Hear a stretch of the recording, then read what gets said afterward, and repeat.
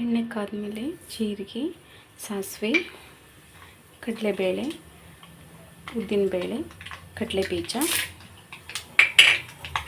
ಎಲ್ಲ ಹಾಕಿ ಸ್ವಲ್ಪ ರೋಸ್ಟ್ ಮಾಡ್ಕೋಬೇಕು. ಕರಿಬೇವು, ಬೆಳ್ಳುಳ್ಳಿ, ಈರುಳ್ಳಿ ಒಂದು ತೊಗೊಂಡಿದ್ದೀನಿ. ಈರುಳ್ಳಿ ಹಾಕಿ ಸ್ವಲ್ಪ ರೋಸ್ಟ್ ಆಗೋ ಥರ ಫ್ರೈ ಮಾಡ್ಕೋಬೇಕು. ಹುಣಸೆ ಹಣ್ಣಿನ ರಸ ಹಾಕಿ ಒಂದು ಕುದಿ ಬರೋವರೆಗೂ ಕುದಿಸ್ಕೋಬೇಕು. ಕುದೀತಾ ಇದೆ. ಇವಾಗ MTR ಪುಳಿಯೋಗರೆ ಪೌಡರ್ ಹಾಕೊಳ್ಳೋಣ. ಪುಳಿಯೋಗರೆ ಪೌಡರ್ ಹಾಕಿ ಒಂದು ಮಿಕ್ಸ್ ಕೊಟ್ಕೊಳ್ಳೋಣ.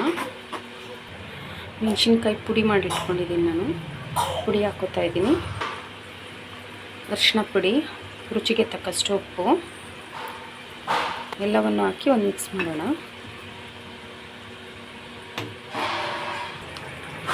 ನೋಡಿ, ಗೊಜ್ಜೆಲ್ಲ ಎಣ್ಣೆ ಬಿಟ್ಕೊಂಡಿದೆ. ಇವಾಗ ಕೊತ್ತಂಬರಿ ಸೊಪ್ಪು ಹಾಕ್ಕೋಬೇಕು.